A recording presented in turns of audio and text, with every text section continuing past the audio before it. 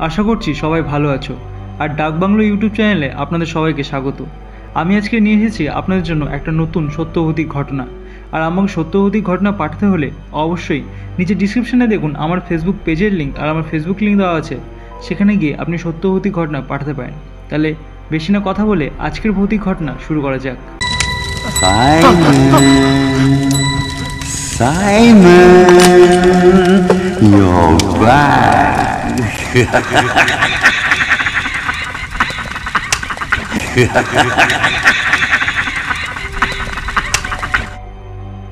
চট্টগ্রামের দক্ষিণ দিকে কর্ণফুলী নদীর এক অপ্রচলিত মোহনা ছিল একটি পরিত্যক্ত জেটি।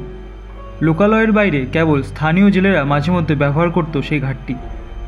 যখন জঙ্গল আর কাদায় ভরা জায়গাটি সন্ধ্যার পর নিস্তব্ধ হয়ে যেত, কেউ সেখানে রাত কাটানোর সাহস করতো না। 2018 সালের জুন মাসে বর্ষাকালে 3 জন জেলে সাদেক, রবিউল আর মফিজুল ভোরবেলা মাছ ধরতে বের হয়েছিল।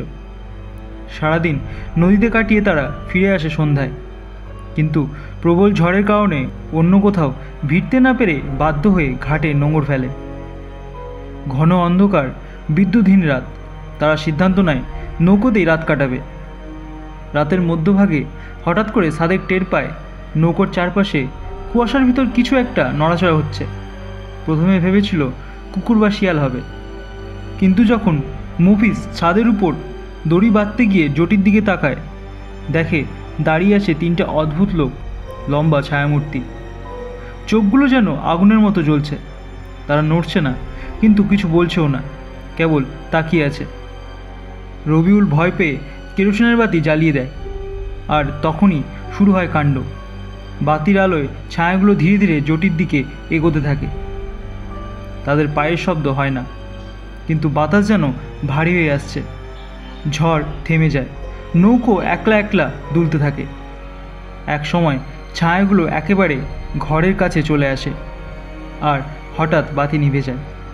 সকাল হলে কেবল সাদিককে পাওয়া যায় অচেতন অবস্থায় ঘাটের পাশে। বাকিদের আর কখনো খোঁজ মেলেনি। স্থানীয়রা বলে, বহু বছর আগে সেই ঘাটে একদল চোর জেলেকে মেরে ফেলে মাছ চুরি করেছিল। সেই জেলেদের আত্মা এখনও ঘোরে সেখানে। রাত নামলেই খুঁজতে থাকে যাদের জন্য তারা প্রাণ হারিয়েছে।